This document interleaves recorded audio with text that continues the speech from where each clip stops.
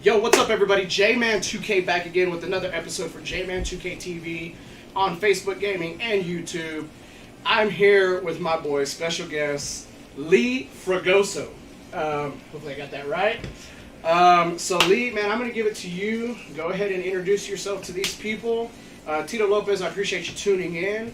It's all yours, man. Well, like I said, I'm Lee Fragoso. I'm 23. And, I trade and all, and I also, I guess I'm an artist, if you can say that, I guess. And, yeah, that's pretty much me, just adding work. Adding work. Okay, so we're just going to jump on that real quick. So, you said an artist. Explain. Sometimes, it started out for fun, sometimes I'll do, like, special requests for people, I'll draw, like, a portrait or a template or a mural for somebody. Right. Yeah. Okay. What do you do for work? For work, there was a time where I worked 3 jobs in one day, and that sucks, man. Now I'm back down to 1 job. Okay. Yeah, and I work at the airport. Work at the airport? What do you do? I do the food. Oh, nice. Yeah. Nice. Okay. So, outside of your work at the airport, you're doing artwork. What does Lee like to do? What's your getaway? A getaway? Man, I think that my free time is just pretty much trying to find time to sleep. Time to sleep? Yeah, that's what I'm trying to do. If I We can can all all the time. use it. Yeah, I understand that. Sleep is hard to find. Yes, it is. I have tons of kids, as you saw coming in. Sleep doesn't happen in this house, man. Like, how I even survive and live is beyond me, so I completely get that, man. So you said you were 23? Okay. 23, man. You from Lubbock? Where are you from? Yeah, I'm from Lubbock, born in Littlefield, but one place more boring than Lubbock. Okay. Hey, but you know what? Littlefield. Napolitos in Littlefield. That's the spot, man. I love me some Napolitos, the Mexican restaurant. That place is, I don't know if it's still good. It's been several years since I've been, but I used to love going there. When I worked landscaping, I'd go eat there. Great place. All right, man. So, what are some of the things, your passions, things you long for? What are some things you like? I found out a lot about that last year when COVID hit, really. I was going crazy being in the house all day, so I just had to get out and do something, That's when I started training again and started doing artwork again. Okay. And that's one of my gateways. Just to keep my mind busy. Right. And if not that, if I can't sleep either, which happens a lot, I'll just be active, go outside or something. I love the outdoors. Sure. Outdoorsman. I like that. So COVID hitting, you said you got back into artistry a little bit and also training. But so before we jump into the training, what are some things you watched, liked, that maybe led you into training? What got you to that point that was like, hey man, you know what? I think I want to train. Recently, that was always in the back of my mind because I used to train a little bit back, a few years ago. I'm sure you remember that. Yeah. And my uncle got me into that. Originally I watched that. I watched the Jean-Claude Van Damme movies. I used to love those growing up. Hey, there you go. Those are the corny music, the corny 80s music. Yeah, dude, those are always great. So, you mentioned your uncle, Xavier Martinez. That dude is a monster of a human being. So, what is it about him, or what inspired you of him to pursue that kind of lifestyle? He was always, if you know the guy, it's hard not to respect him. He just has great work ethic, and he's Absolutely. Yeah, and cooking's amazing too. Really? Oh yeah. That and I grew up in the house with the guy. So I was exposed to that for a long time. So he was for a long time, he was my main male role model. Sure. And he was. And that's a great role model to have. Oh yeah, period. definitely. Him, we've had many conversations Because he's, in his 40s now. I hope he don't kill me if anybody shows this to him and I find out you're dead. But he gave up, like, his fighting life to support his wife and his family. And that's a tough thing to do because I know how much he loves it. Do you feel like where you're at, maybe he can be a part of that journey and help you and push you to pursue this life if it's something you want to do? Is he kind of a person that would support you in it, do you think? Well, you may not know this, but he actually, when he heard I was fighting, he actually reached out to the gym and support too.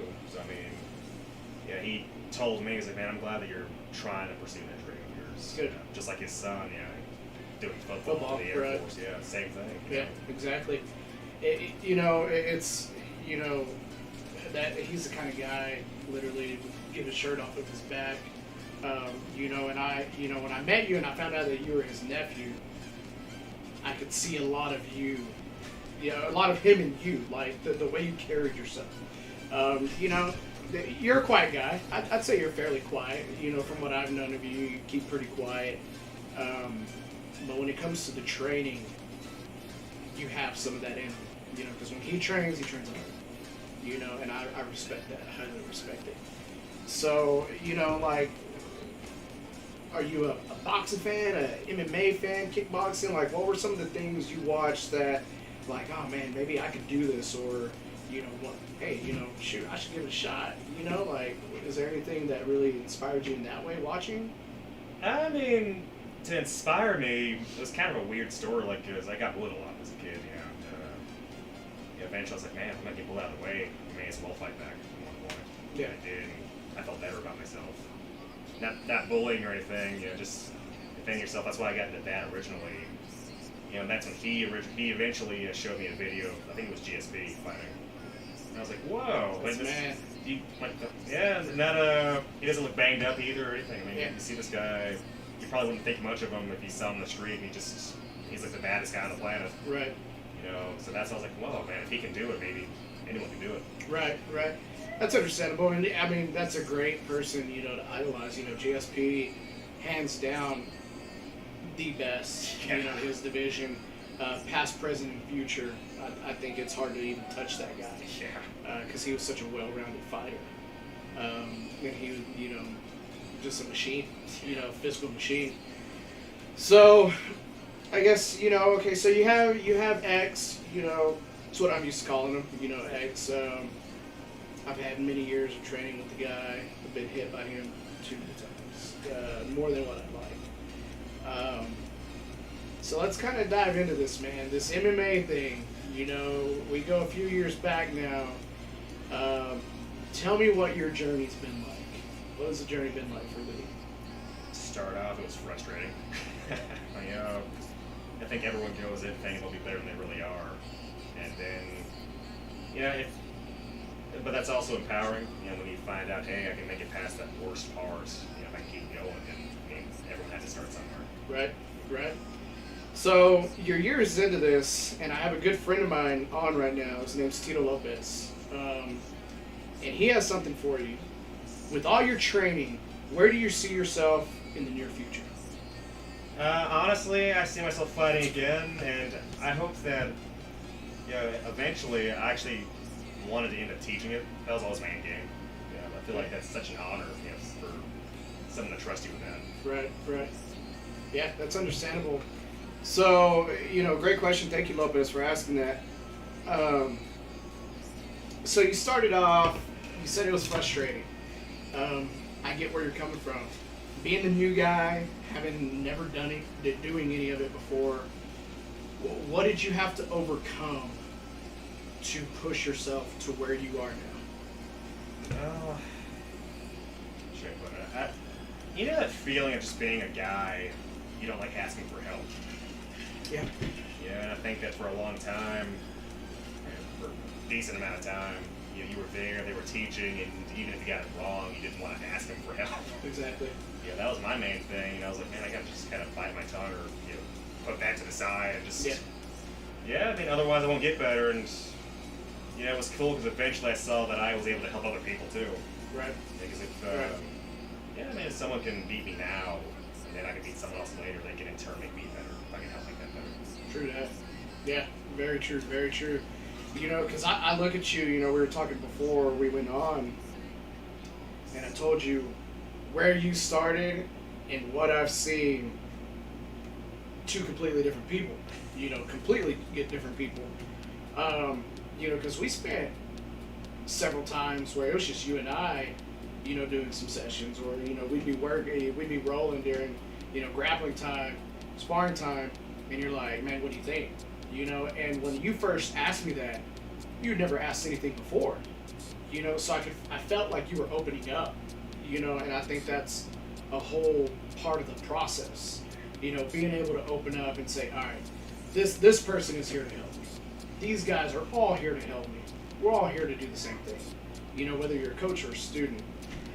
So with that, the people you have around you train, you got these Mateos, Nolan, Heath, Bradley, all these guys, we have the privilege, being around, Steve Carl, TJ Wahlberg, all these guys.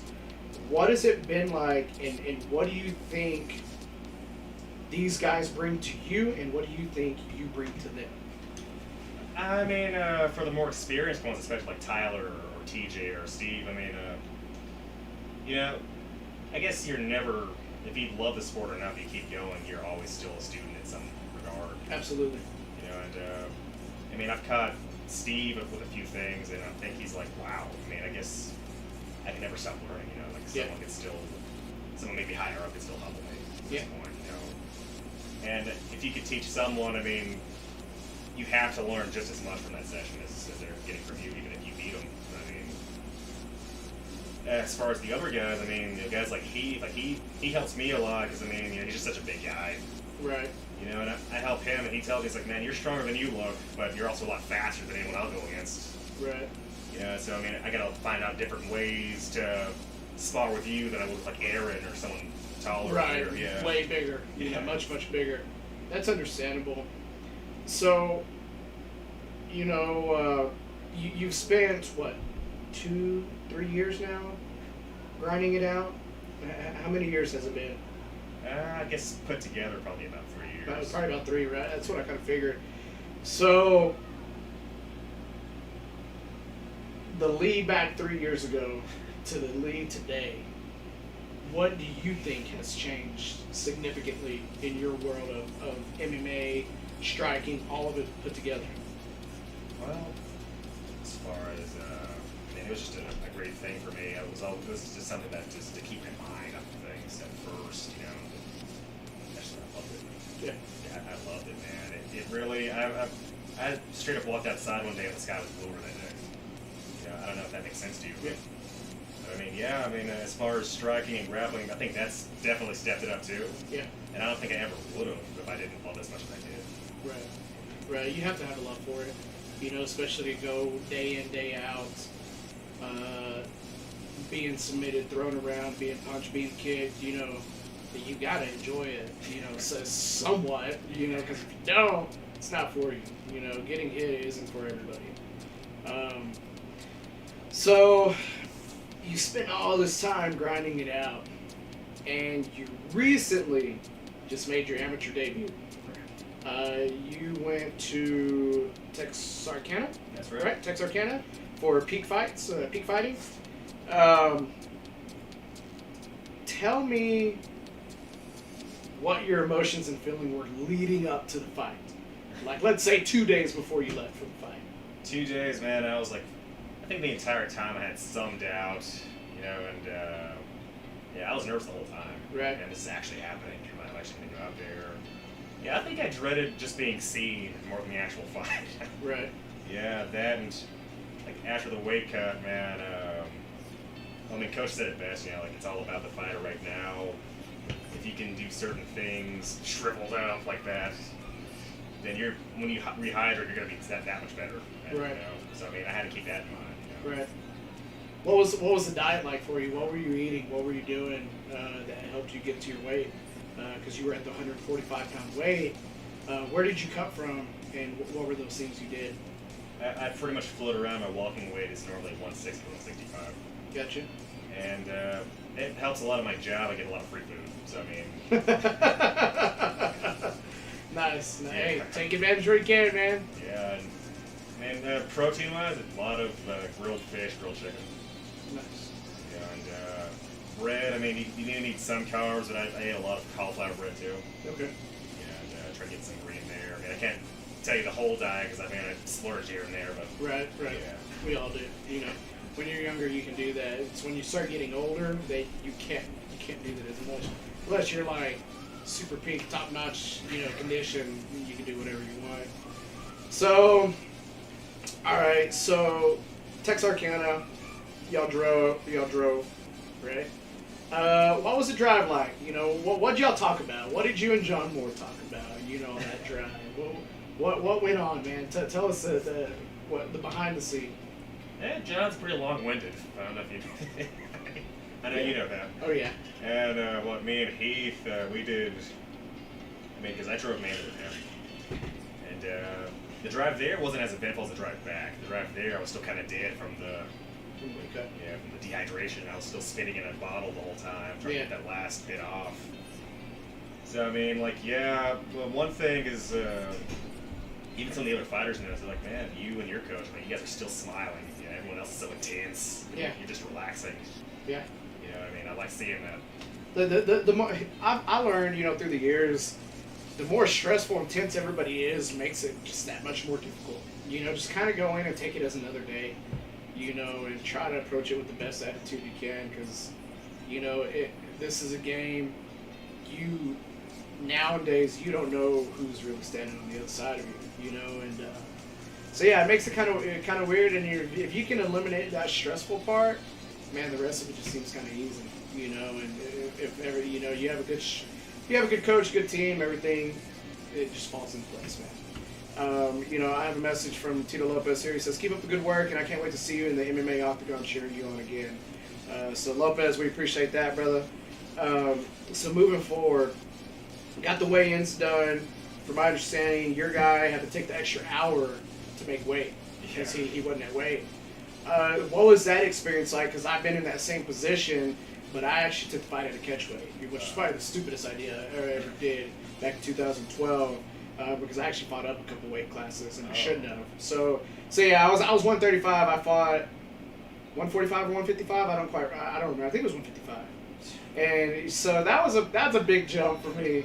And the dude missed it by 3 pounds almost. Oh, wow. And I was like, I just wanted to fight. I had something I wanted to overcome then. So I just said, give me the fight. Let's just do it. Stupid. But what was it like for you? You gave him the time. The guy made weight. What was going on in your mind in that hour? I mean, first off, everyone else leading up to it, I think I was the only one at that point that didn't have the stare down. Yeah. And that was fine, I guess, because I saw my team there, I saw his team there. Right. I was kind of just wanting to see, man, what are they thinking right now, I guess. I mean... right. Like, what are they thinking about me right now in Yeah. this moment? Did it ever cross your mind, like, man, if this guy doesn't make weight, I just came all this way for nothing? Did that ever cross your mind? It did, and that would have sucked, but I mean, he did make weight, and I guess he's a warrior in his own right, too. Yeah. Just for going through that. Just for going through that extra hour, And I think that's it. Kind of in my head, I went through the same thing. I'm like, man, this dude's got 3 pounds to drop, nearly 3 pounds. This dude doesn't make weight. I came all this way to Amarillo for what? Like, I did all this short-term training for what? Yeah, that's why I just said, just give me the fight. Let's just rock it out. So that's cool, man. And that I'm sure there were some stresses that you probably don't remember because your mind's all over the place getting ready for a fight. So what did Lee eat after weigh-ins? Oh man, the first thing I ate was just like, they had fruit available, that's the first I just jumped over at that table. And Renee, he took a picture of me afterwards, he's like, man, you look like a starving kid from Africa right now. Eating these fruits and these bananas. Just cramming as much as you could in, that's funny. So you ate a lot of fruit. Did y'all go out and eat? Did you eat any steak? A good big meal to hold you over? Coach wanted to save that part for after the fight, but we did eat some stuff. Like went to Op a couple times, but he was adamant that I don't overdo it beforehand. Right. Yeah, and I got a couple pancakes. That's just for carbs, though. Yeah. Yeah. After the fight, that was the splurging part, yeah. Gotcha. Understandable. So, all right. So we go into this fight. Everybody's waiting. It's game time. What was your first walkout? What was that little stretch like for you? Man, I saw like a part of me that I've never seen. You know, I was like, yeah, I was obviously nervous and happy not to be, but Sure. But I was also stoked too. Like I was like, man, this is finally happening because I had to stand behind this tape at one point. They said, okay, hold on. You know, then the music, Paranoid, Black Sabbath, that came out. I was like, oh, yeah, let's do this. You know, that's when I finally came out. Yes. Yeah, go ahead, keep going. Well, as soon as I heard that, man, I was like, okay, let's do this. You know, and went out, and yeah, it was pretty straightforward from there. Gotcha. So what was your feeling when the octagon door shut and they slapped that pin in there, and it's like, that's it. Like, you're in there, you're now standing face to face with this guy. What was going through your head?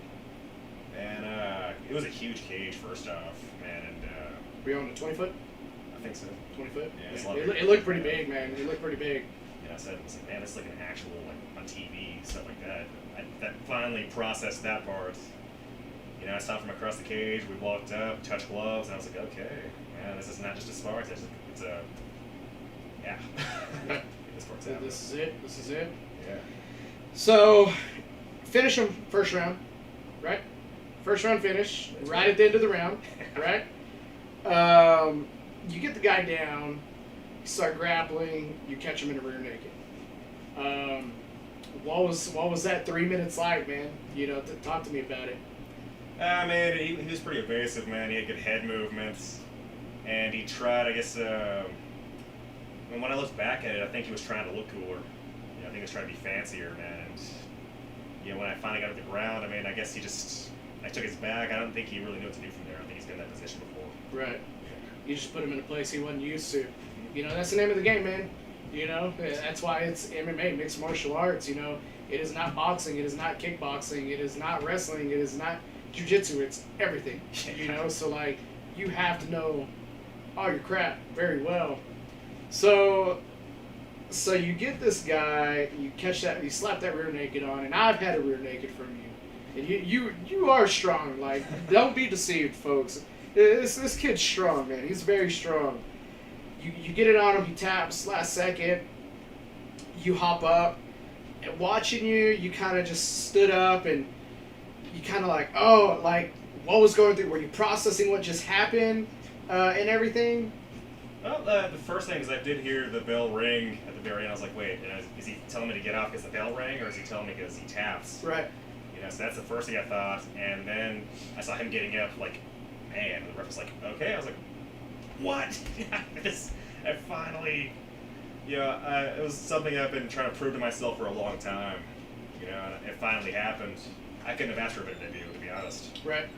It was a beautiful thing, man. And I was telling you before we went on, watching it, you know, I was like, oh, you know, I'm like screaming here at the house. I'm like, yeah, you know, it's my boy. You went to the fence, you grabbed onto the fence, if I remember right, and John Moore walks in. He looks at you, you look at him, y'all just kind of looked at each other real quick, and then y'all embraced one another, and I told you it was an emotional moment. What was going on in that moment? What did he say to you that we didn't hear? Because I know something was said, you know. So if you want to share it, you know. If you don't, totally get it. Well, man, he walked in, man. I just saw him. I mean, like you said, I looked at him. He looked at me, and I've been telling him for a long time. I was like, man, I always want to do this. When can I get my shots? You know, I finally got my shot, and I think he knew what it meant. You know. Yeah. Yeah, I mean, training guys as long as he has, man, I think that feeling of satisfaction that he gets too when like another person goes out there or goes through that terrible grind sometimes. Right. You know, like you said, you're a coach and you know that feeling like you just, man, it's such an accomplishment on so many levels, not just for me but for him too. And I think, right. Yeah, he was probably just as happy as I was. Yeah. Definitely, I'd have to agree. You know, the man pours a lot of blood, sweat, and tears into all of you, and it was a privilege and honor, the little bit of time, yeah, I'm taking some time away, working and stuff, but for him to ask me, to be his assistant, that was, 3 months, 3.5 months, 4 months that we worked together, absolutely amazing. The knowledge, that I was seeing poured into y'all, and the knowledge I was, receiving from him, and helping him. I mean, it's top notch. There's a reason he's done what he's done in his career. 35 years into it, and I look at it and I'm like, man, I'm 31 years this year as a martial artist, but I've never thought about pursuing that side of this industry, and when he invited me in, I'm like, dang, man, 31 years and we have two completely different aspects of what we do. I'm not a high-end, fighter, producing machine like he is. I'm a technician.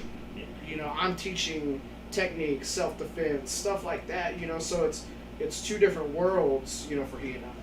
So I know there was a huge moment. When y'all embraced, I could see it. And Coach, if you're seeing this, I saw you wipe that tear away, man. There was one moment he kind of turned his head and did this, and I know what he was doing. There wasn't something in his eye, But that's cool, man. So, you had Heath there, you had Renee there. Steve eventually showed up, right? Steve was there. Yeah, Steve was there, and I found out after the fact that Amy and Rico showed up too. Yeah, I saw them there. They show up for everything, dude. They're such great people. Afterwards, did y'all stay for the rest of the fights, or did y'all leave? Well, man, that's one thing I've been saying the whole time. I was like, man, as soon as the weightcut's over and the fight's over, I'm grabbing a steak. So is that what we had afterwards? That's the first thing we did was to get a steak, man. Nice. Yeah. Oh, man. So you tore it up afterwards, oh, yeah. huh? Yeah, big time. I bet y'all were up all freaking night just celebrating, just having a good time. No, probably not. Yeah. What'd y'all do after, man? Well, first thing was Renee was like, man, he might need a to-go box, and John was like, I don't think he will. No. So that's the first thing. Yeah, and after that, we're just like, yeah, man, we're pretty psyched. I know Steve wanted to go out and party, but I was like, we gotta leave tomorrow, man. I don't want to be too messed up on the drive back. It's an 8-hour drive. Right. So we took it a little easy, but I mean, that was my favorite part. Yeah. Yeah. Yeah, the celebration's always nice, man. It's always nice to get to go out, have a good meal, enjoy some drinks, and just chit-chat, Yeah, man, I can't stress enough how I told you before we went on. I'm super proud of where you've come, man. I've seen you grow. You've blossomed into an amazing athlete, and I think you got a great thing going for you. I mean, is there anything you want to let everybody know? We're just about at the end of this. I hit everything I wanted to hit with you. So if there's anything you wanted to address with anybody, man, you go right on ahead. If you have something coming up, now's your time to share it or whatever you got, man. Honestly, I'd say that if you do want to do something that badly, it's gonna suck at first probably, but I mean, just put the work in, see where it goes. And maybe you won't like it, maybe you will. I did. I'm gonna keep going with it, and I mean, if you do, man, power to you. Nice. Y'all heard it there, folks. Again, Lee Fragoso, man, thank you for coming in. I really appreciate you coming. So if y'all ever get a chance, look him up. He's gonna make some noise in this game. I know he is. I 100% believe and stand behind him. Don't forget, guys, check us out on Facebook Gaming, J-Man Fight 2K on Facebook, on YouTube, J-Man 2K Gonzalez, that's Gonzalez. Check out this episode, check out my other episodes. Stay tuned, we got 4 more episodes after this. Don't miss episode 10. Episode 10 is going to be a special treat for everybody. I'm J-Man 2K, this is Lee Fragoso.